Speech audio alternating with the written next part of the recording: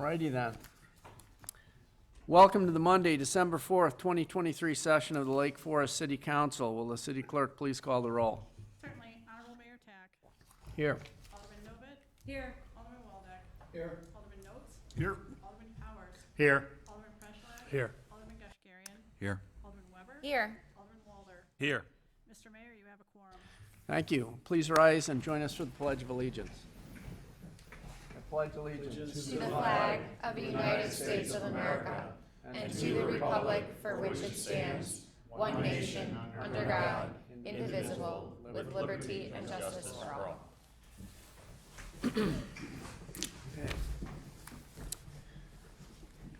The first item is comments by mayor, and the first comment I have is that we have a very long meeting tonight, so particularly as it comes to public comments, I'm going to ask that you please restrict comments to 3 minutes so that we can move on with the agenda. First item is an announcement, the third annual Saturday Market. Please celebrate the holidays. Mark your calendar and stop by the West Lake Forest train station, 911 Telegraph Road on Saturday, December 9th and 16th between 10 a.m. 2 p.m. to shop for unique gifts, enjoy specialty foods, and visit with friends and neighbors. The next item is 2023-2024 board and commission appointments and reappointments. The first is the audit committee. And this includes Joy Larissi, new appointment, Brian Durkin, new appointment, and Ty Magnuson for appointment as chair. Additionally, the Plan Commission, we have Paul Thomas, a new appointment. Can I have a motion to approve the mayor's appointments and reappointments? So moved. Second. This is a voice vote. All in favor? Aye. Any opposed? Motion carries. The next item on the agenda is comments by city manager. Thank you, Mr. Mayor and members of City Council. Good evening. I have several items under my report tonight. The first is a strategic plan update. As the council's aware, early in the next calendar year, the city will undertake an update to its strategic plan, and here to provide a high-level overview of the timeline and to discuss the request that is included in tonight's omnibus agenda is Assistant City Manager George Osako. Thank you, sir. Mr. Mayor, members of the City Council, thank you for your time this evening. As you may recall, when we presented the results of the community survey a couple months back, we referenced that this was really laying the foundation for the strategic planning process that was going to be upcoming over the next few months. So tonight, you have an item on your agenda for authorization of an agreement to begin that process. And so we'd like to provide you a quick update of what you can expect over the next 6 months or so as we move forward in this process. So as you may know, the previous strategic plan, which we're still currently using, ran from 2018 to 2022. With the pandemic and the difficulty with getting large groups together to engage and discuss the vision for the future, and of course the changing of the guard with the council last May, it was determined that this would be the right time to update the plan. So we're looking for a plan between 2025 and 2030. High level, the goal areas of the current plan are fiscal stewardship, business and economic vitality, housing diversity and residential development, community character, safety and health, environmental sustainability, leisure and recreation, and multimodal transportation and infrastructure. I think it's important to note that these goals that we use, at this new planning process may remain largely the same, but with, we saw in the survey there were new families that had come in over the last few years. There can expect to be some changes potentially. So we're looking at more of a reset than an overhaul, but it'll be interesting to see how that plays out. I also want to note that these items we use every year during our budgeting process. Every department lays out their goals and objective for the next year, and you'll see that those goals are tied to a specific item in the plan. So it really is a guiding document for staff as well as we look to plan for the projects moving forward in the future. So that'll be the case for the new plan as well. By way of background, in late summer, the city released a request for proposals for this service. We received 11 submittals, which was excellent. And after a really thorough vetting process, we narrowed it down to 4 final companies to bring back for interviews. And ultimately, the Mejorando Group was selected as the preferred vendor. The Mejorando Group is led by Mr. Patrick Ibarra, who has 38 years of experience in city management and also leading strategic planning services for municipalities all across the country of all sorts.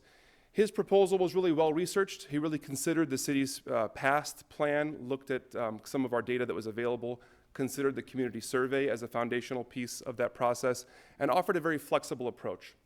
So we can do, a process that was similar to what we've done in the past, but also something different for the future to ensure that the engagement for the public would be broad and ensure as much, involvement as possible. So we're really excited about working with him.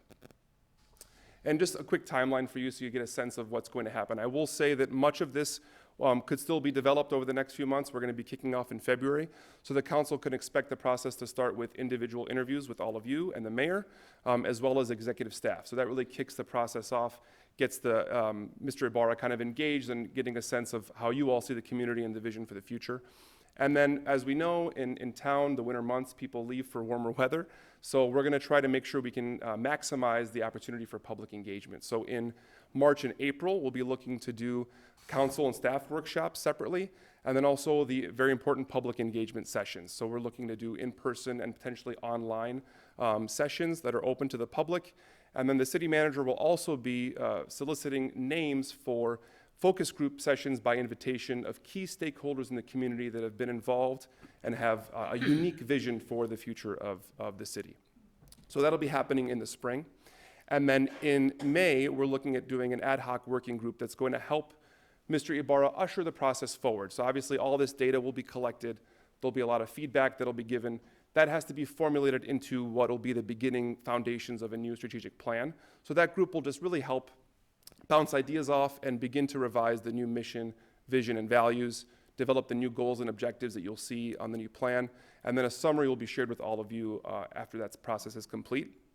Ultimately, that will lead to a draft plan for more feedback and insights that will ultimately, hopefully, be a final plan to be adopted and approved by the City Council in July. So very high level. Again, a lot of these steps will be determined in the coming months, but we wanted to make sure you get a opportunity to see what's upcoming, and if there's any questions, I'm happy to answer those for you. Are there any questions? Okay, thank you very much. Thank you.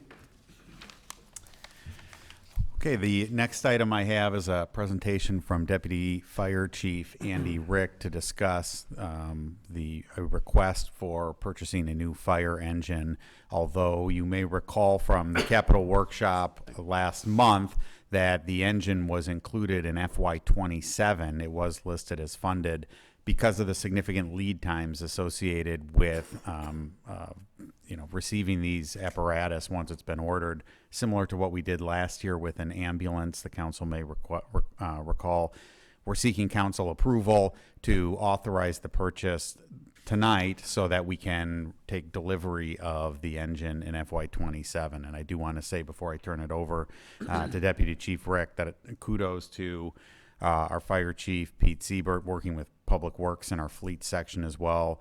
They've really done a tremendous job over the last 5 years, staggering the replacement schedules and cycles of the entire fleet within the fire department. And as you see tonight, these are not inexpensive pieces of equipment. So the more we can get on a routine replacement cycle rather than having peaks and valleys, it's really helpful for us from a capital planning perspective, and they've done a great job with that. So with that, turn it over to Andy. Honorable Mayor, City Council members, he literally took about half of what I was going to say, so we'll make it quicker. It's perfect. No, it's good. It was perfect. Should have looked at the slides. Echoing that piece, that's really okay. So we had gone through the new process, and again, with a 3-year lead time, we really had an opportunity to look at about 15 different vendors at our initial sit down. And we narrowed it down to 3 vendors that were left. 2 of them we have experience with in-house. One of them was a newer vendor that's a little bit newer to our area, a very established manufacturer, but a vendor that's kind of been out of our area that's made its way back and is trying to kind of get a foothold to get back into this area. We worked with Marion E1, which are the 2 that we already have, and then Sutphin, which is actually the proposal that we're going to be put before you tonight. Sutphin was by far the most responsive. They had the best presentation as far as what they could provide for us. They were able to get engineers on the phone in our sit-down meetings. And also, obviously, a big part of that's fitting within our budget. They were able to meet the budget requirements that we had set forth as well. We have a committee that was made up of 2 firemen, 2 lieutenants, and 2 chief officers. We tried to get a good range of our fire department to make sure we're meeting needs at all levels. And once we went through that process, as you guys can see, the updates from a 2007 E1 that's going to be replaced to now what will be a 2027 Sutphen. You can imagine on a 20-year-old car, the changes in some of the safety features and just the technology, the way that our career and profession has changed also. The opportunity to get something like this is going to be a really big advancement for us. What we did do was try to mirror the last engine, the Marion that we bought a couple of years ago, to try and do our best to match some of the needs that we have right now. The compartments, the ability to put the same kind of equipment to rotate vehicles in and out. So we used that as our template. They were able to come up with a really good opportunity for us to keep some of those important things in there, but also give us a few things that we've learned in the last 4 to 5 years that we'd like to make a few changes on. I don't know exactly how close the pictures can be, but if you could see, just again, it's a completely different manufacturer, which can be a little bit daunting when you're thinking about making a $1.2 million piece of apparatus. But as you can see, the middle vehicle is our latest Marion engine, and then the two that are above and below it are made by the Sutphen Corporation, which do mirror ours quite a bit. We'll be able to take a lot of the customization that we're doing with them, marry up our needs, and then also make it look like it still belongs as part of our fleet. So we're very excited about that. Went too far, sorry. If you guys have questions, please let me know. Again, it was a really good opportunity to work with the fleet department and make sure that they were on board with everything that was going into this project as well, so that they understand the process with a vehicle that we're going to keep for 20 years. And the repairs and the maintenance are going to be involved in that. We're very excited about that opportunity. Are there any questions for Chief Rick? Very good, thank you very much. Very much. And that concludes my report for this evening. Thank you, Mayor. The next item is an opportunity for citizens to address the city council. So before I ask for individuals who would like to address the council, I'd like to remind you to keep your comments limited to 3 minutes, please. And also, when you come up, state your name and your address. Is there someone who would like to address the council?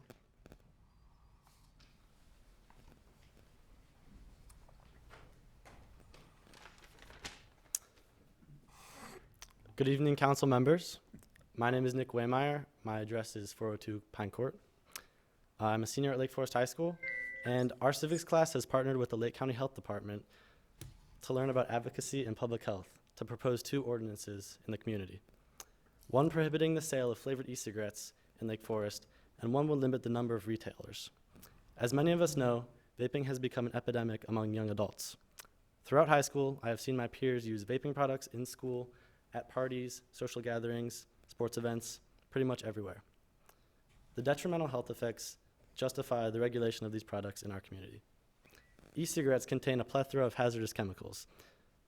Among these, heavy metals such as lead, arsenic, chromium, and nickel. And according to the CDC, lead is a potent neurotoxin that poses extreme risk to the nervous system and brain function.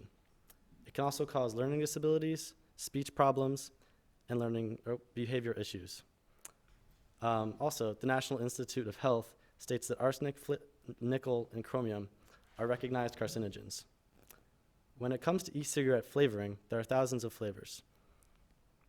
A chemical commonly used for butter flavor is called diacetyl, which is responsible for popcorn lung, a disease characterized by scarring of tiny air sacs in the lungs and thinning of airways. Unfortunately, there are over 7,000 unnamed chemical flavorings whose impacts also remain undisclosed. We just don't know what's in e-cigarettes, let alone the effects they have on the users. Flavorings are also used to draw in users, notably children. According to the American Medical Association, 80% of youth who try tobacco start with flavored products. Prohibiting the sale of flavors in our community would reduce youth initiation to vaping. When you look at marketing associated with vaping products, you'll notice that it almost looks like candy, something kids would be attracted to. The more children are exposed to these products, the more attracted to them they are. By limiting the number of retailers, we would limit the exposure to appealing marketing, which would in turn decrease youth initiation. The negative health effects of e-cigarettes greatly outweigh the positives they might bring. Ultimately, we are trying to better the health of our community, and by creating these ordinances, we can do just that. Safeguarding the health of our community, particularly the youth, falls in your hands. And by prohibiting the sale of these products, you would uphold this responsibility and preserve the well-being of the children in Lake Forest. Thank you. Any Thank you. questions?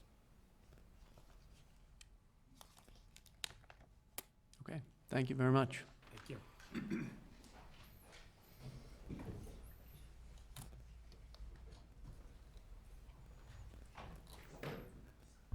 Good afternoon, everybody. Thank you guys for giving me your time tonight. Can my you name is state your Xander name, Mazar. please? Yeah, Xander Mazar, 598 Rockefeller Road. Thank you. So I'm also a senior at Lake Forest High School, and I'll be speaking on behalf of Mr. Whipple's civics class about our proposed ordinances for the city of Lake Forest. These ordinances are to reduce the zoning areas in which these vapes can be sold and to ban the addictive flavors these devices come in. As a high school student, I'm well aware of the many issues with these devices and how they affect my peers, as I often see the addictive capabilities firsthand, whether it be at parties, events, or even at our own school. Not only do I notice this, but many other students see the same thing day in and day out. It doesn't matter if it is a one-time thing at an event or whether it is seeing people vaping in school every day throughout every class period. It is very frustrating to sit around and see this happening with my peers. E-cigarettes contain highly concentrated levels of nicotine, an extremely addictive substance responsible for many side effects, including mood disorders, reduced impulse control, difficulty concentrating, impaired learning, and much, much more. LEAD recently conducted a youth community survey and found that 7% of 11th and 12th graders who filled out the survey said they use these products every day and many times per day. Now, 7% may not seem like a lot, but I would like you to keep in mind that this 7% is only the people who are completely honest about their use of these products, not to mention some kids who may not be aware of their addiction. Furthermore, nicotine is especially bad for adolescents as it primes their brains for future addictions to more harmful drugs. Ultimately, our main goal is to protect youth from the harmful side effects of vaping. As you probably know, you must be 21 to purchase nicotine products. However, according to the survey done by LEAD, more than 50% of current 11th and 12th graders say it's very easy or sort of easy to obtain vaping products. I'm not sure about you, but I think these numbers are very concerning, with more than 1 out of 2 upperclassmen saying it's easy to currently obtain these products despite being well underage. In order to make these products less accessible to youth, we are proposing an ordinance that would prohibit the sale of flavored e-cigarettes and another one that would limit retailer density. These would both apply to the city of Lake Forest and Lake Bluff. Our civics class recently conducted a survey of our own with input from high school students and parents in the area. In this survey, we found that out of 105 respondents, 75% said they support prohibiting flavors, and a whopping 84% say they would like to see a limit on the number of tobacco retailers in the area. Just as a reminder, over 30% of the 105 respondents were kids under 21, so not only are adults very much in favor of these ordinances, but the kids are backing for them too. Given the overwhelming support from people around the community, as well as the backing of the Lake County Health Department, I hope you will follow them and other surrounding communities and make the right choice and help end this epidemic once and for all. Thank you for your time. Any questions? Thank you. Any others? Okay. So, particularly like to thank you for coming and speaking to us about this issue that I know is very important to you. I hope you continue to stay involved in local government issues as time passes. While we appreciate you speaking on this issue, I want you to know that there are a few reasons why the City Council would be reluctant to consider regulatory ban on the sale of these products. Issues to consider. Number one, there's been minimal documented history from the police department of violations by businesses selling tobacco products to minors. In addition, we have concerns about efficacy of banning tobacco products while still permitting others to be sold, certain tobacco products. And last, from what I understand, no other Lake County municipality has enacted a similar ban. One has to question what the value of an isolated ban would be on the ability of youth to obtain these products. So even though regulatory action isn't likely at this time, there is an opportunity for an education campaign that could help encourage your peers to avoid flavored tobacco products. If you are interested, please connect with the city staff and perhaps the team at Croya regarding partnering on an educational campaign that can help encourage Lake Forest's youth to avoid flavored tobacco products. Are there any other comments on this matter? Okay, the next item on the agenda is committee reports. We will begin with the Finance Committee.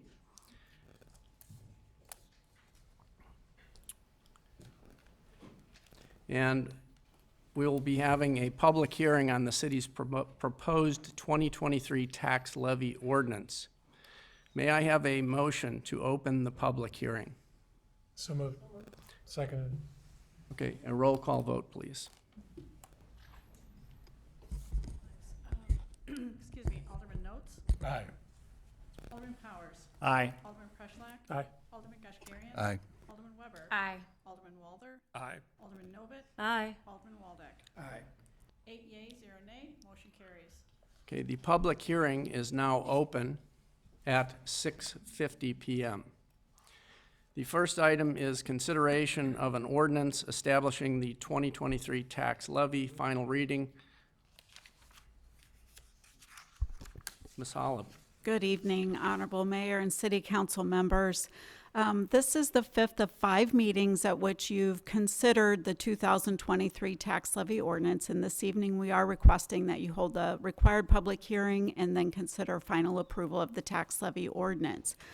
While the city traditionally takes public comment on the tax levy every year, for reasons we'll provide during the presentation, the Truth in Taxation statute requires us this year to meet a couple different criteria because of the proposed levy.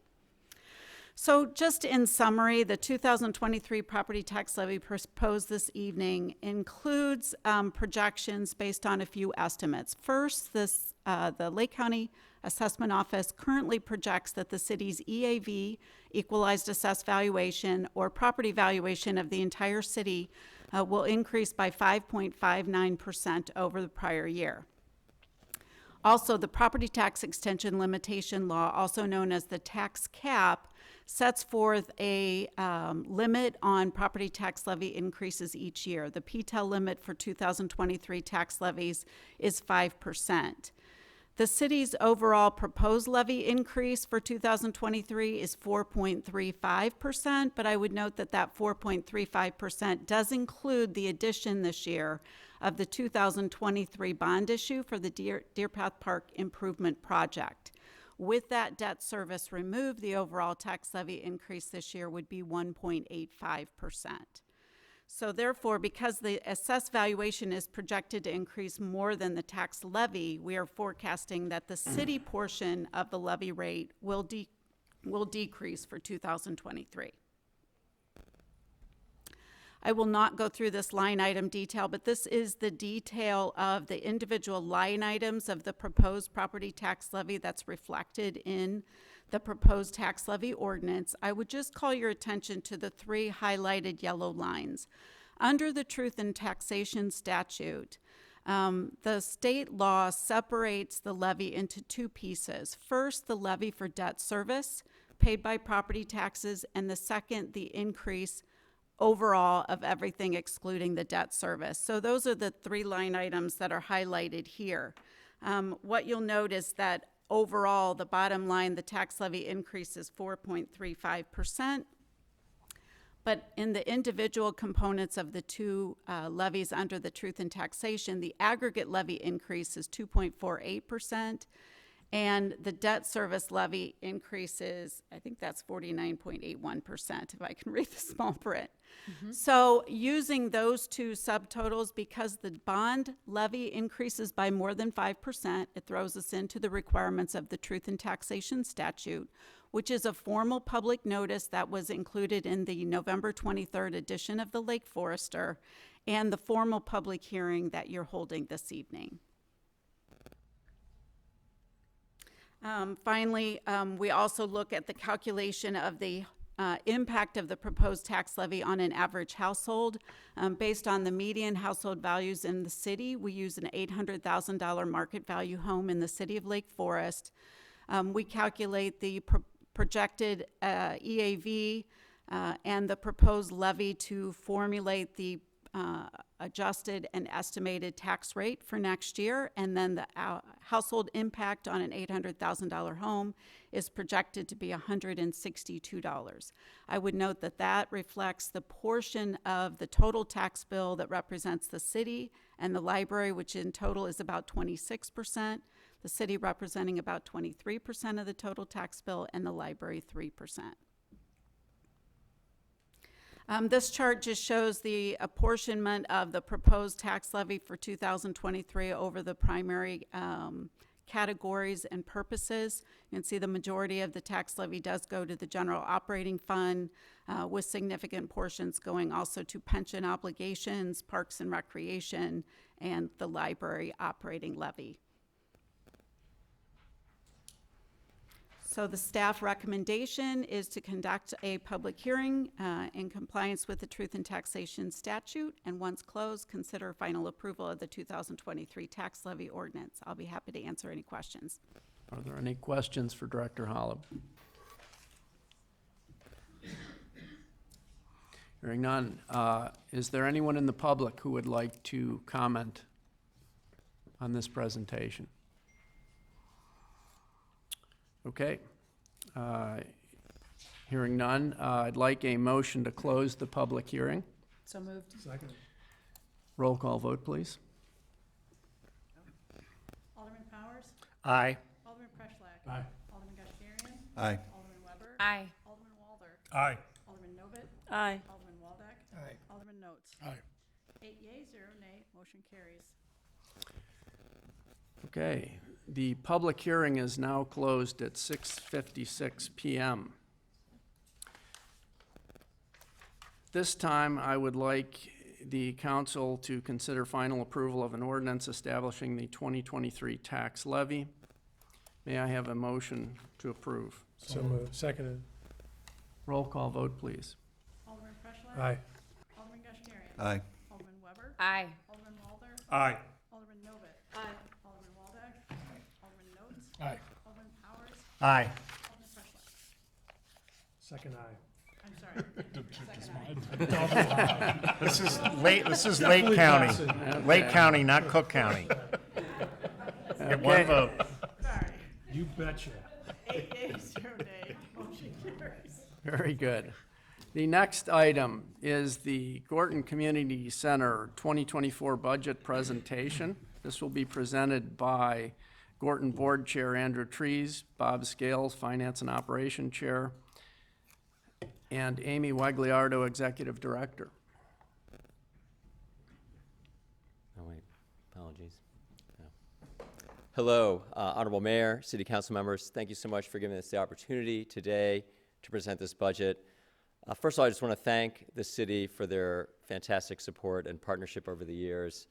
Gorton could not be the vibrant and thriving institution that it is without our partnership with the city, and we're very grateful for that. I also am very pleased to present this budget. I think it shows our growth and our continued outreach to the community. Every year we bring more and more members through our doors, and we're quite pleased about that. So without further ado, I will turn things over to our director.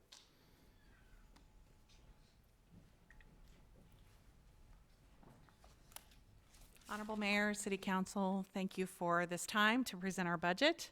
I'm also very thankful for the city's support. We have great ongoing relationship with many members, different departments of the city.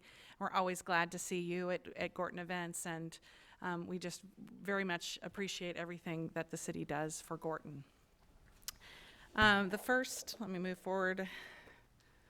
Our mission statement has remained the same since 2012 when that board recommissioned Gorton into to a new entity, almost like a new startup, the gathering place in the heart of the community where people connect, converse, learn, listen, play, and perform.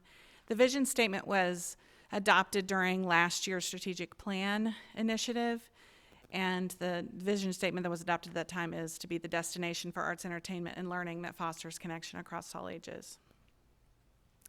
I wanted to talk a little bit about 2023. This was the first year of our strategic plan that was adopted in November of 2022. And also really the first complete year of return to pre-pandemic level activity. We at the end of the third quarter of 2023, we've already seen a 20% increase in attendance at events at Gorton in this year. As part of the strategic plan, we hired a full-time development director.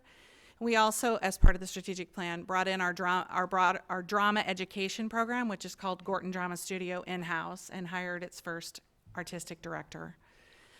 We also looked at the Children's Learning Center, and we were seeing a lot of turnover at the center because of market forces. And we realigned staffing and looked at pay scales and the way that we were handling the entire staffing model over there. And we spent a significant amount on, we had another consultant security review and spent a significant amount of funds updating the security at the center. And as part of the strategic plan, we are now investing some of our marketing dollars in regional marketing efforts. We also have maintained all of our second floor tenants. We have a number of nonprofit tenants, and we were able to update some of those office spaces for them, some of our nonprofit tenants who have been there the longest.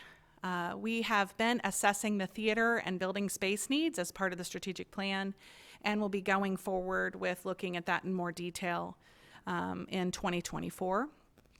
And we're making plans for Gorton's 50th anniversary, which is in 2024, and we'll be on the city sticker in May. We're very excited about that. Our 50th chair is Kate Rother. We're instituting an ambassador program to bring lots of people in and get them involved. We have a number of events planned, and of course, fundraising goals around the 50th. So these are the things, the highlights of what we've worked on in 2023.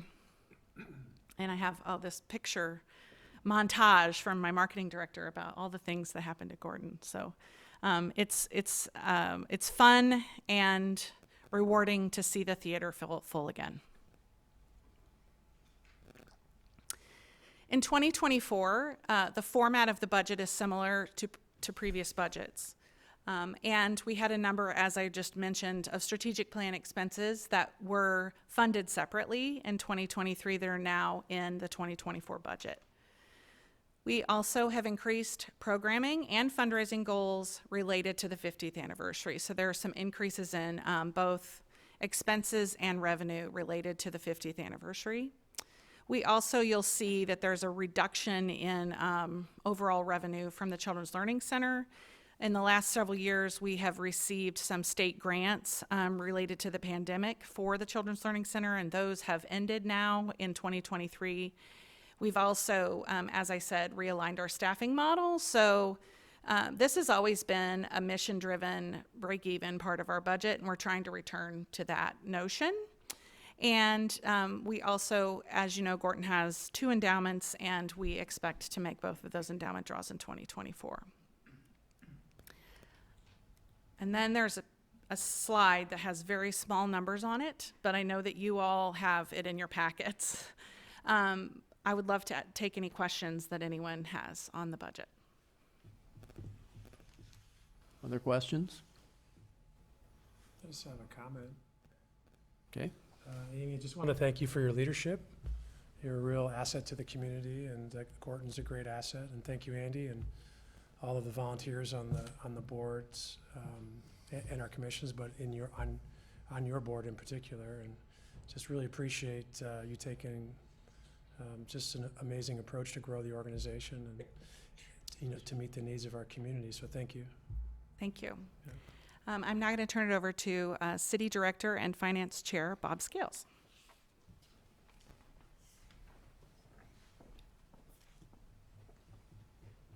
Good evening, everyone, and thank you for the opportunity to wear my Frosty the Snowman tie.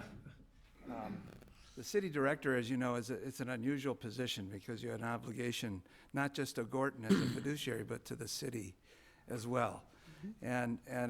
And my view and the way I've done this is really to focus on the process, because if you have a sound process for a budget, you'll have a reliable result. Mm-hmm. And I think that's what we have at Gorton. The goals get scrutinized, the reasonableness of the assumptions, And in terms of the new elements of the budget, those are scrutinized carefully. I think it's a thorough, it's a detailed and a thoughtful process. And I think our board approved the budget, and I think you should be comfortable approving it as well. And I think also our use of the endowment is extremely prudent. It's really quite conservatively both managed and accessed by the staff. So with that, if you have any questions, I'll answer them. Are there any questions for Mr. Scales? All right. Yes, sir. Alderman Yeah, Brown. Bob, real quick, from a fundraising perspective, I see in the 2024 number, it's significantly higher than what you've traditionally done. Is that because you've identified either some private gifts that you're expecting? Are there? That is in part, and maybe in large part, the product of hiring a new development director and having her assess the potential that Gorton has for fundraising.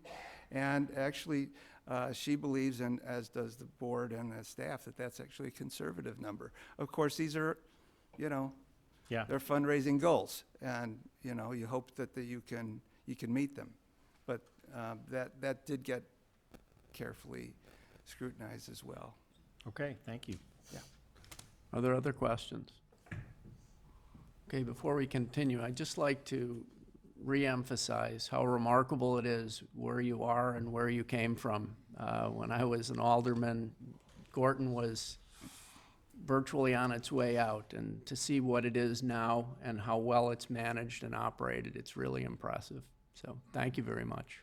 I'd like to ditto that. I sat as a volunteer in the chair at the office at Gorton when the doors were closed in 2010, and it's remarkable to see all this, so thank you. Well, I've been there a year. I'm happy to see take the turnaround. Thank you. up the You've good done a work. fine job. All right. At this time, is there anyone in the public that would like to come up and make a comment on this issue? Okay. Seeing none, I will then ask the council for a motion to approve the Gorton Community Center 2024 budget. So moved. Seconded. Roll call vote, please. Alderman Kashmirian. Aye. Alderman Weber. Aye. Alderman Walder. Aye. Alderman Novit. Aye. Alderman Waldeck. Aye. Alderman Notes. Aye. Alderman Powers. Aye. Alderman Preschlack. Aye. 8 yeas, 0 nay, motion carries. Okay, the next item is a presentation from the Parks and Recreation Board. I'd like to introduce Anthony Anowitz, the Athletics Program Manager, and Elizabeth Holub, Finance Director. Thank you, Mr. Mayor, members of the council. Thank you for having me tonight. As mentioned, I'm here with Finance Director Holub to present proposed athletic field usage policy and fee schedule. As detailed in your presentation write-up, a committee was established to develop a comprehensive and all-encompassing rental fee-based policy and fee schedule. This is to govern all Lake Forest field usage.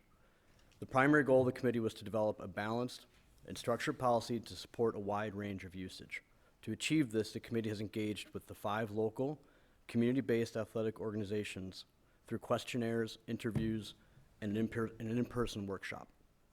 The new policy will also feature a fee structure designed to achieve an annual revenue goal of at least $290,000 to recover 80% of the future turf replacement, as directed by City Council in February of this year.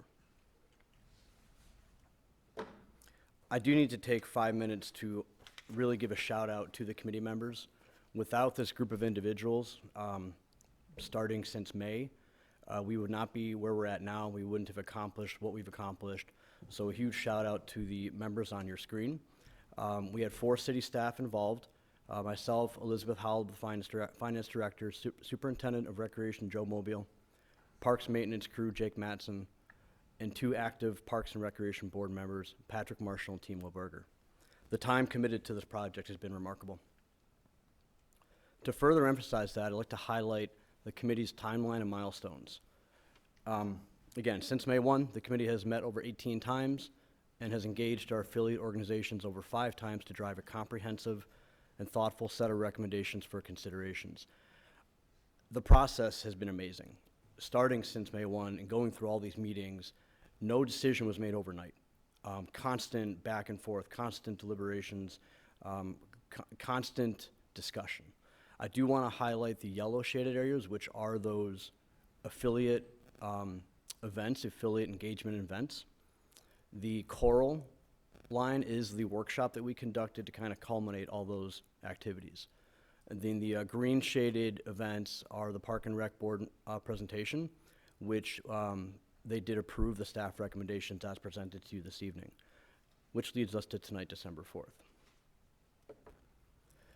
I'd like to review a couple of the proposed changes to the policy from a high level, and we'll further get into classification criteria and below later on in the presentation. In regards to Sport Field Improvement Fund, currently the Lake Forest Recreation Department programs contribute $10 per player per sport annually to the SFIF. All other programming contributes $20 per player per sport annually. In the newly designed policy, all Tier 1 and Tier 2 programs will contribute $20 per player per sport annually, and this includes Lake Forest Recreation Department programming. Tier 3 programs will contribute $30 per player per sport annually. As far as insurance requirements and hold harmless provisions, currently the insurance requirements are described at a minimal level in our athletic field usage policy. While the required coverage is not going to change, the new policy has a more robust section of requirements as set by our Risk Management Association, IRMA. Furthermore, during this process, the staff have sought feedback from the city's attorney's office. The hold harmless provision is currently a separate document from the policy that is signed by the user and submitted to city staff each year. Moving forward, the hold harmless provision will be in the policy itself, providing a more streamlined application process. Including the hold harmless provision in the policy also ensures that all users are bound equally by the provisions. As mentioned before, one of our goals was to develop an all-encompassing policy. Again, as I mentioned, the classification criteria, tiers, and the rental fee structure will be described later on in the presentation. So now I'd like to highlight the proposed user classification system. In the proposed policy, Tier 1 will comprise of affiliate users as newly defined. To be considered a Tier 1 user, the user must have a current and signed memorandum of understanding with the city. The MOU will list out aligned organizational goals, philosophies, as well as responsibilities of each organization to achieve those goals. To apply for an MOU with the city, the organization must be community-based and have participation of at least 60% Lake Forest residents. The applying organization must also provide programming that supplements existing Lake Forest Rec Department programs. Our current Tier 1 users have a signed MOU with the city, but the new proposed policy strengthens that language as part of the MOU process.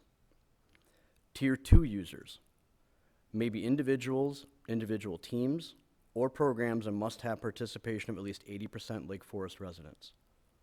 This tier is designed for local one-off groups who may not be involved in an affiliate organization or for single event organized residential uses. These groups could consist of an adult soccer group or even a group of residents engaging in a Thanksgiving turkey bowl. This allows these groups to have exclusive rights to a space. There will be open space as part of our scheduling system, which residents can also take advantage of as well, but again, it's not exclusive. Tier 3 users are users that do not meet Tier 1 or Tier 3 requirements.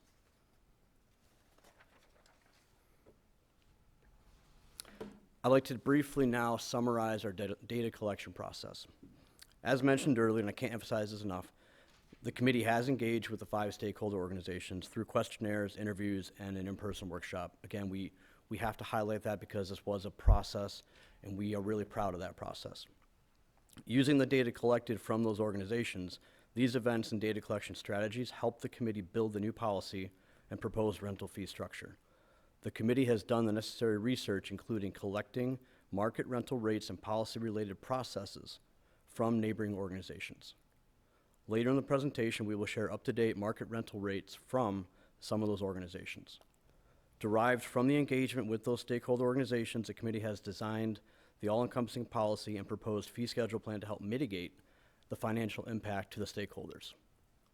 Lastly, through research and communication, the committee has gathered interest from a list of potential 2 and Tier 3 users, potential Tier 2 and Tier 3 users, which will provide revenue to complement affiliate usage. While staff has built a preliminary list, the committee feels like that list will be a fluid list for years to come. At this point, I want to turn the presentation over to Finance Director Holub.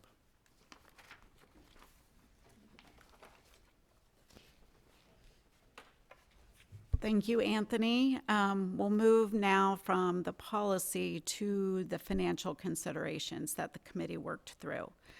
So I think first and foremost, because it has a significant effect on the financial analysis, is an understanding of the philosophical change in the fee structure. Up to now, Parks and Recreation has used a maintenance-driven policy where fees were set on a weekly and seasonal usage basis, primarily to simply cover operating budget impacts for the maintenance of the fields. Parks and Recreation did not use an hourly structure and therefore didn't maintain records on the amount of field usage by each organization. So that was information that we needed to collect from the affiliate organizations. What we're proposing to do is move to a rental fee-driven policy, which is what our comparable communities are doing as well, which is really setting an hourly fee, and you pay for the time that you use the fields. But we also had the added factor of not only covering maintenance costs with this fee structure, but also beginning to accumulate capital replacement dollars per the direction of the City Council in February, so that we could accumulate dollars to pay for the eventual replacement of the artificial turf at Deer Path Park. Anthony talked a little bit about the data collection that we did. That led the committee to a few financial considerations that we needed to make some assumptions about. First was the historical program hours. We asked each affiliate organization to give us their schedules, their time that they used the fields in 2022. So we used that data to model and develop our revenue estimates, but what we didn't know is whether that would remain consistent into the future. So we did use that information in building our revenue estimates, but understood that historical hour usage could change in the future.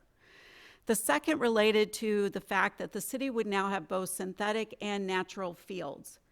And so we didn't know how a difference in fee structures for synthetic versus natural fields would impact play and impact rentals. And so we had to make some assumptions on how we thought the affiliate organizations would utilize both the natural fields and the synthetic fields going forward. And finally, the new user hours, we really did not know either the capacity or the market for new users of these athletic fields, and so the committee opted to make very conservative assumptions about that in the revenue estimates. So we knew going in that we were very conservative in that regard. After a number of meetings of the committee really began to agree that we needed to do a phase-in fee schedule so that the affiliate organizations and other users could begin to anticipate and build those increased fees into their budgets. And so the committee developed this initial 3-year recovery plan, primarily with the goal in year 2 to generate the $290,000 goal, which was our annual goal, representing 80% of the capital replacement dollars needed. So we developed a fee structure that had a reduced fee structure in what we called year 0, which would have run from October 23rd, 2023 through July 2024, and then a step-up fee schedule that would run August 2024 to July 2025. And then the committee opted to develop a range structure for year 2, running August 2025 to July 2026, understanding that that fee would not be determined until November of 2024. And at that point, we would have a year of actual data a full fall, spring, summer season, and have much better information to develop a fee schedule going forward with real and actual data. And then using the estimated hours for Tier 1 affiliates, we developed total revenue estimates for each of those time periods to estimate what our projected revenue would be. As Anthony mentioned in his presentation, in August we held a workshop and we invited all 5 affiliate organizations to come and meet with the committee to discuss the proposed usage policy changes as well as this proposed and draft fee schedule. What we heard consistently across the board was that the year 0 was simply too steep initially for them to absorb within their budgets because they, in many cases, had developed their budgets and already collected their fees for those seasons. And so that was going to be particularly problematic for the affiliate organizations. And so understanding that input, after the August workshop, we went back to the drawing board and did some further discussion and review of a fee schedule, which resulted in this additional phased-in 3-year recovery plan, which did make some noteworthy adjustments and reductions in especially the Tier 1 affiliates to recognize that they were going to simply need more time to build those fee schedules into their collective organization budgets. So you can see that we made some modifications in all 3 proposed periods and also adjusted the estimated revenues in those periods downward. And what the committee felt was that once we had more real data in year 1 from calendar year 2024 usage, we would be able to better project and better recommend a fee schedule for year 2 starting August 2025 and moving forward. But recognizing that we would not immediately and as quickly get to the $290,000 goal. For comparison purposes, I went back and looked at our actual revenue projections, and all of the revenue forecasting in both modeling assumed that Tier 1 affiliates were going to represent 93% of the field usage, and Tier 2 and 3 was only going to represent 7%. So that you get a feel for just how conservative the committee was in projecting and estimating Tier 2 and Tier 3 usage. So we do feel that there's some additional revenue to be generated from those tiers, but we just wanted to have real data to recommend that in a future year.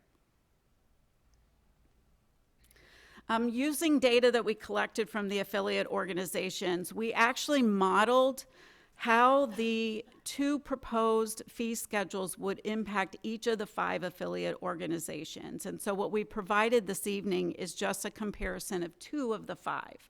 So this is one of our affiliate organizations, and you can see their 2022 actual maintenance-driven fee revenue. The yellow is the maintenance fee, and the small gray amount is what they paid in the sports field improvement fee. So that was actual data.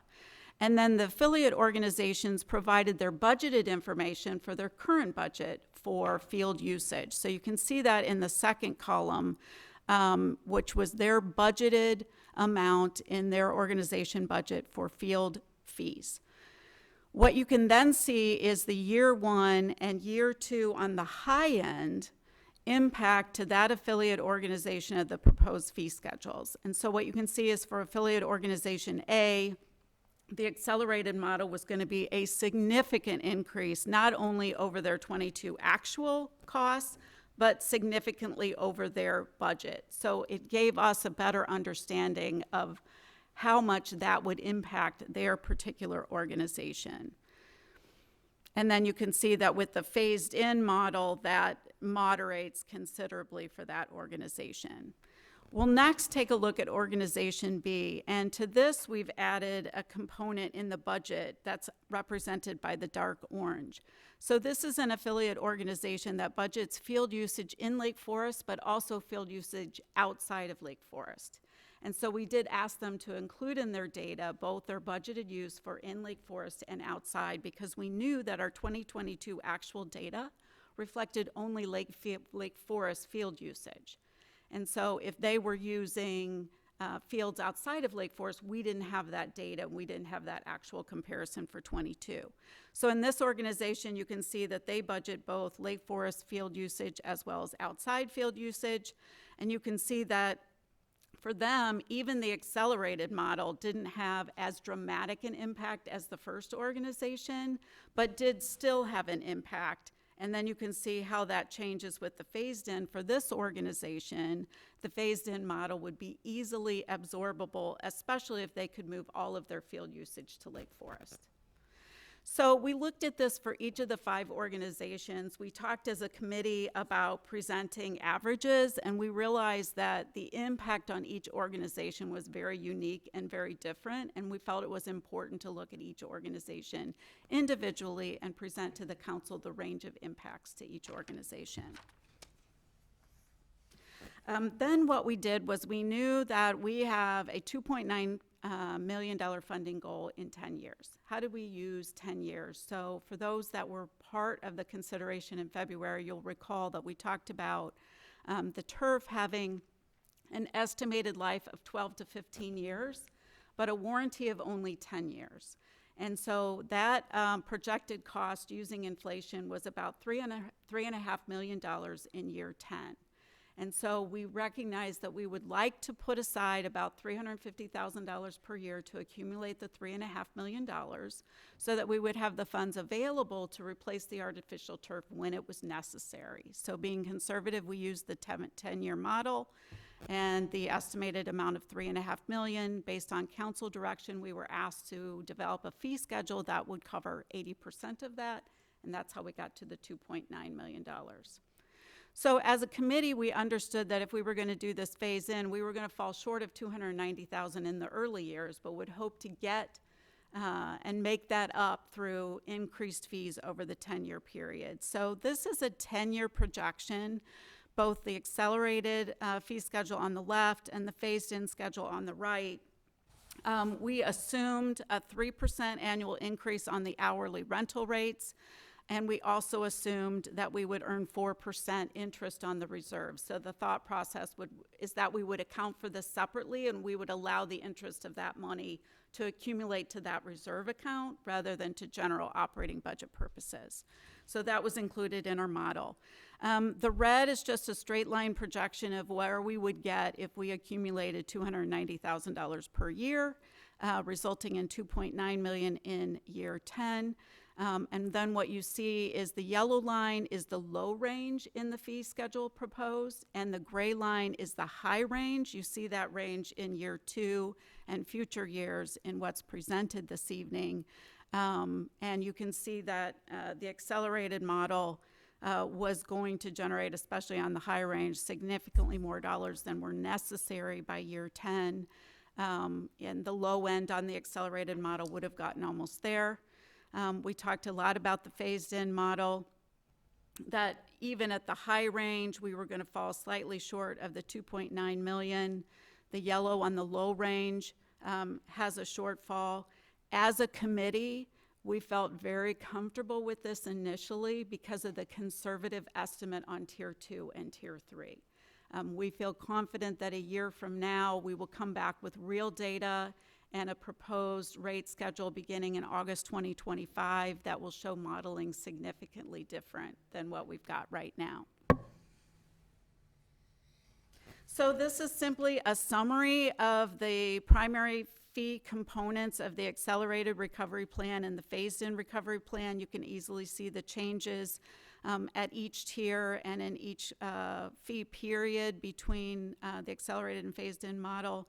In the end, the committee did opt to recommend the phased-in recovery plan to the Parks and Recreation Board, made that presentation in September, and the Parks and Recreation Board did approve that recommendation to be forwarded to the City Council for your consideration. Finally, as Anthony mentioned, we did do significant research on other communities and their fee structures. There were a couple general observations that came as a result of this analysis. What you do see for these communities is the lowest rate and the highest rate But for almost all, affiliate organizations were enjoying a deeply discounted hourly rate, similar to what is recommended for Lake Forest. That was very consistent across the market analysis. And then you can see what the high-end rate was for those communities.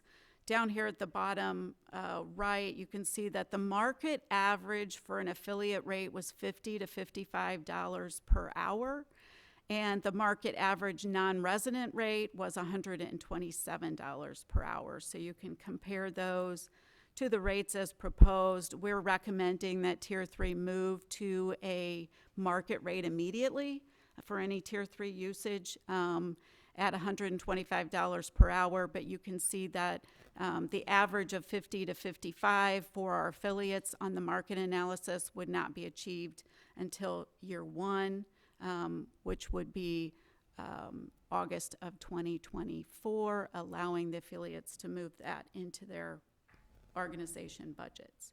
So you can see on the left, Lake Forest proposed year 1 and Lake Forest proposed year 2, and how those compare to the market analysis. So the recommendation of the committee and the park board is to adopt the proposed athletic field usage policy and the phased-in fee schedule. We note that the usage policy, as you see it in your packet, showed that the rates begin October 2023. We would like to make a recommendation to the City Council this evening for your consideration that Tier 1 and Tier 2 rates become effective February 1st. We had the first opening to the community last Thursday evening, which was very exciting, and we'd like to give the community time to enjoy Deer Path Park simply as a community park, and make those rates, rental rates, effective February 1st of 2024. But to make any Tier 3 rates, if they should happen to be generated between now and February 1st, to make the Tier 3 rates effective immediately. So if that is the council's direction this evening, we would make that modification to the usage policy before we published it. So with that, Anthony and I are happy to answer any questions that you have about the presentation. Thank you. Are there questions from the council? Yeah, Let's start with Alderman Powers. Elizabeth and Anthony, thank you very much. It's a tremendous resource for the community, right? It's one of those generational things. My question's pretty simple. I know we've talked about replacement over about a 12-year period of time. Is there unique aspects of this field due to heavy use areas? For example, a baseball diamond that may get so much more utilization that that portion of the field needs to get replaced before something else? And then does that become, is our plan kind of a binary, we have to replace the whole acreage as opposed to sections? I don't know how that works. I think so. I'll answer the second part first. Okay. I think from a park standpoint, I think we're looking at it at 10 years or 12 years, we're replacing the entire park because that's when the warranty goes up. As far as those high usage areas like the batter's boxes or second base or a goal mouth for a lacrosse field, those can be pulled up and replaced by little bits and pieces. Those probably would not come out of this funding area. I don't believe, I think that's more of a deeper question for parks to kind of chime in on, but I believe that's how it's supposed to work. Perfect, thank you. Yeah. Alderman Preschlack.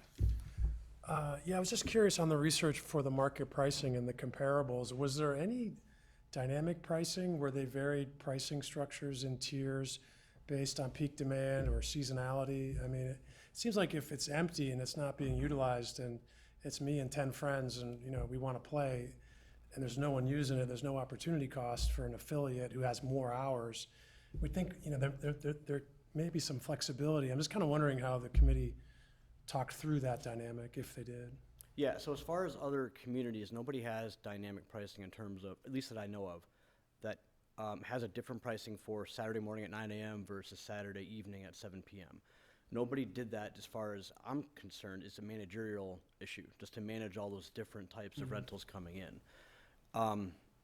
The committee, it was brought up in committee discussion, to be honest, and we had a lot of discussion about it. I think we were kind of, 60-40% in favor of trying to do a dynamic pricing like a golf course. But then we opted to vote the way of, from a management perspective, let's go this route and see how it works for a year. Doesn't mean we can't go back to the drawing board and reestablish a fee structure that includes some sort of dynamic you know, Yeah, pricing. I would just recommend that in the first year, in year zero, you know, you think through the demand curve on this, and it's just how many people maybe didn't do it because there was some pricing concerns.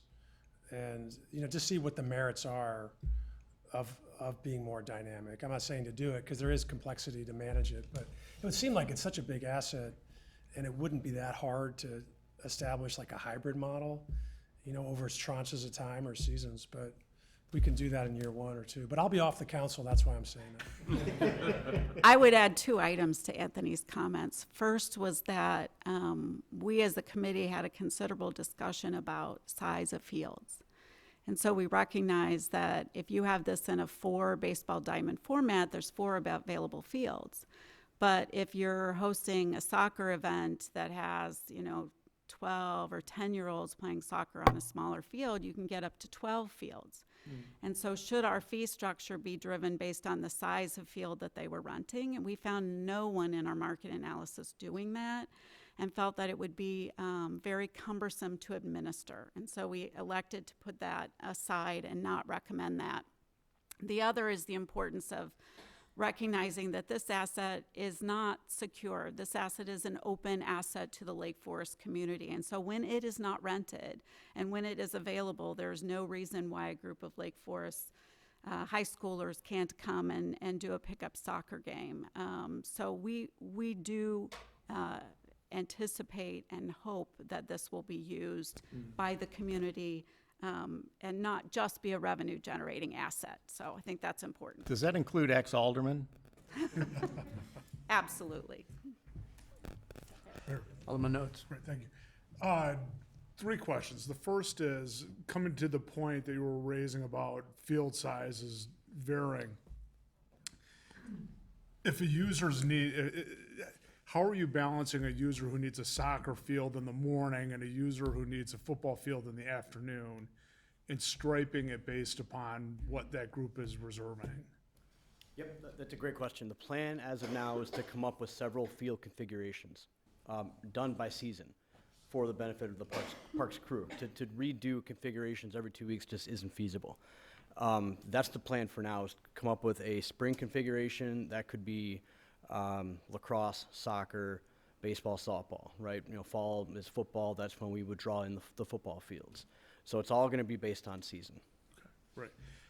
Elizabeth, this is for you. In terms of the assumption on the return you would get earning interest on the funds that are being accrued, are there investment alternatives that for such a long time horizon that the money could be better invested so that after 10 years we've realized more benefit?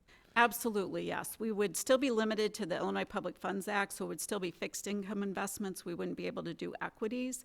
But we do recognize in our investment policy that reserves that aren't needed for operating purposes can be invested over a longer term horizon. So if we began to get 5-year, 10-year treasury yields that were more competitive than they are today, we would be able to do that, yes. Thank you. And my final question, since I've got you, you had included in your exhibit for our agenda rates for both for the turf surface as well as the natural turf surface. Are the rentals of the natural turf surfaces going into this fund as well, or those are going to some other bucket? They will, for now, go into this bucket as well, yeah.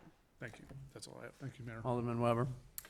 Thank you so much for this presentation. I have a couple of questions. The first is, have you had interest directly from these affiliate organizations to say, we want in, and when can we sign up? Simply put, yes, affiliates and potential tier 3 and tier 2. And my second question to that is, when do you open up scheduling for these different groups? And then segueing, will you have, for example, like open field time, much like you have open gym time, in a calendar posted so that the public knows when it's available? So great questions. A colleague of mine, Jason Bustecker at the Rec Center, we have been tag teaming, Jason's actually been spearheading the project, an online reservation system. So we're going to catch up, and we're going to have these things available online, whether it's to view a calendar and or to reserve space wherever. It could be Deer Path Park or Everett Park. Our intent is to have these things visible for the public, and people can just book and rent online. Great. Will there be some sort of a lottery for people to, sign up for so that, presumably there will be some competition for optimal times? So how are you going to address that? Yep, the affiliates are going to come through me. They're not, I should specify my answer to Alderman Weber a little bit better. The affiliates will come through me and I will balance that schedule.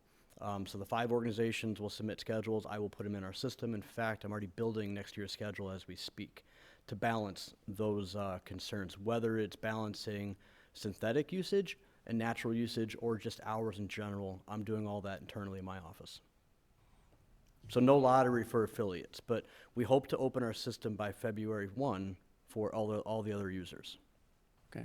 So then if there's a conflict between somebody, if turf is their primary request, but you've already used it for somebody else, you'll slide them over to grass? The calendar will show that space unavailable. So when they go in and try and book a Deer Path Park Diamond 1, and I've already booked it with an affiliate or rec center usage, Tier 3 cannot book that space. And are you going to include the pickleball courts in this online TBD. reservation system? It's something we need to consider, but TBD, yes. Yes. Just another point on the synthetic natural that I think is important. You will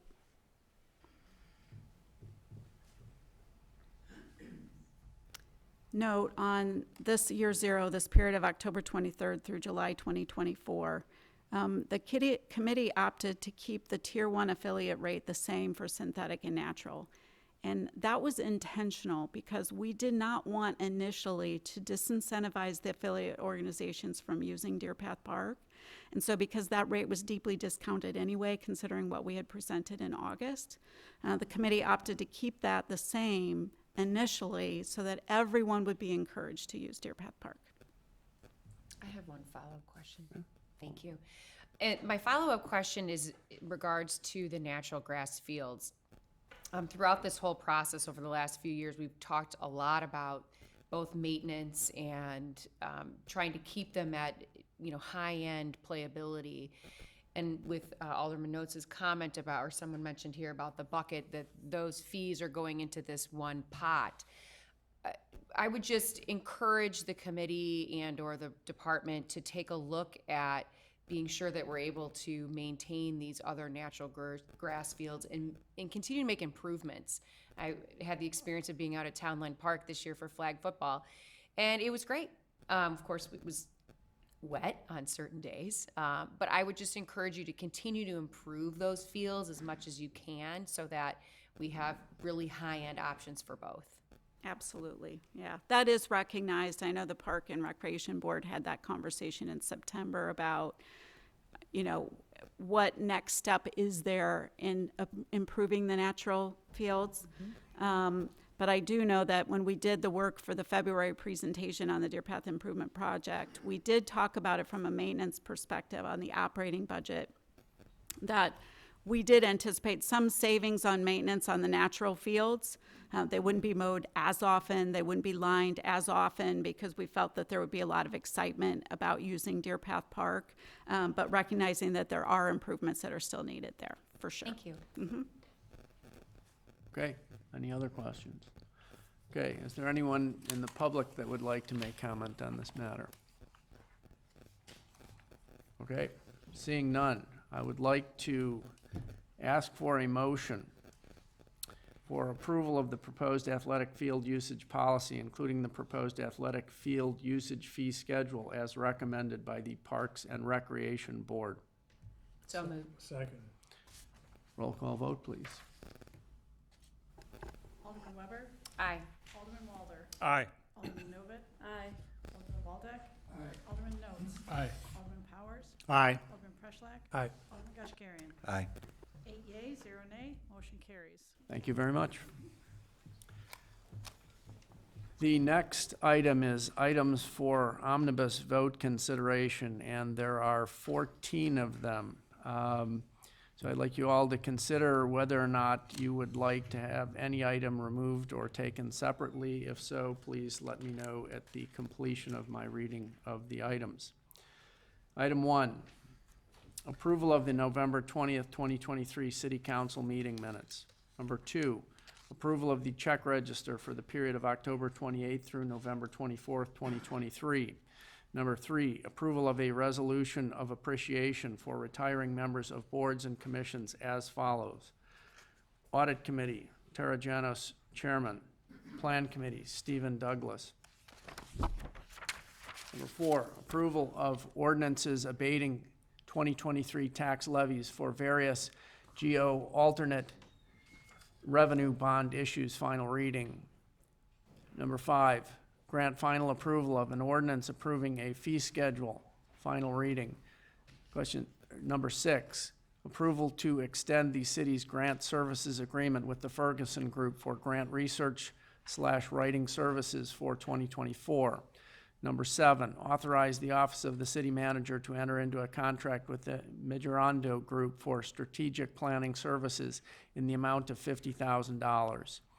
Number 8, approval of a loan agreement between the City of Lake Forest and Elwha Farm Foundation.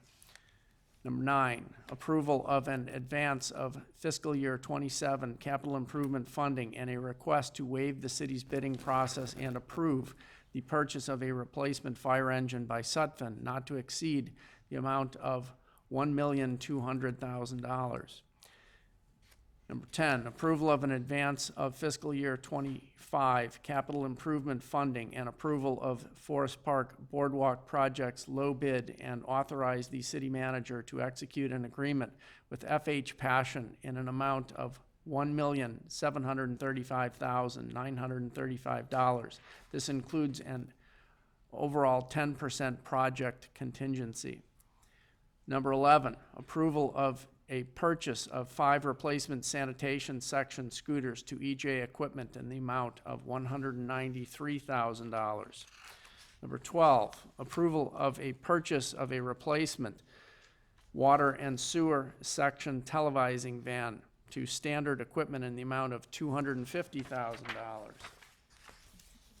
Number 13, approval of an advance of fiscal year 25 capital improvement funding and approval of engineering services for the Central Business District infrastructure evaluation to Kimley Horn, and authorize the city manager to execute an agreement in the amount of $293,790, plus the remaining $6,210 for contingency. Total cost not to exceed $300,000.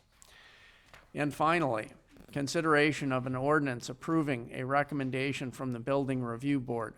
First reading, and if desired by the City Council, final approval. Are there any items that the council would like to see removed or taken separately? Okay, hearing none.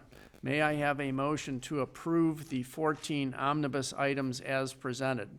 So moved. Second. Roll call vote, please. Alderman Walder. Aye. Alderman Novit. Aye. Alderman Waldeck. Aye. Alderman Notes. Aye. Alderman Powers. Aye. Alderman Preschlack. Aye. Alderman Gashgarian. Aye. Alderman Weber. Aye. 8 yea, 0 nay, motion carries. Thank you. Next item is old business, of which there is none this evening. The next item is new business, of which there is none this evening.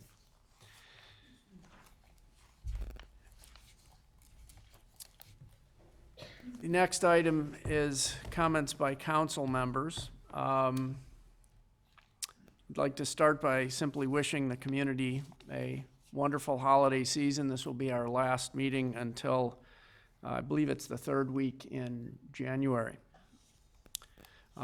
Do council members have any additional comments? Alderman Notes. I would just like to commend Chuck Myers, Sally Swarthout. The turf field's open this week, and the ceremony that you did to open that up to the public, it's just an impressive facility. And for anyone who's watching, I encourage you to get over there and check it out. This took the proverbial village to get this done, and the fruits of those labors are readily evident as soon as you step out there. So thank you to everyone who was involved in that process. Very much so. Very impressive project. Thank you. Okay, the next item is I would like to ask for a motion to adjourn into executive session pursuant to 5 ILCS 120/2 parentheses C, 11, pending litigation, and 5, purchase or lease of real property for the use of the public body, and 6, disposition of property and the consideration for the sale or lease of property owned by the public body. May I have a motion? So moved. Second. Can we have a roll call vote, please? Alderman Novit. Aye. Alderman Waldeck. Aye. Alderman Notes. Aye. Alderman Powers. Aye. Alderman Preschlack. Aye. Alderman Gashgarian. Aye. Alderman Weber. Aye. Alderman Walder. Aye. 8 yea, 0 nay, motion carries. Okay, at this time, we'll be adjourning into executive session. There will be no further business at the completion of executive session.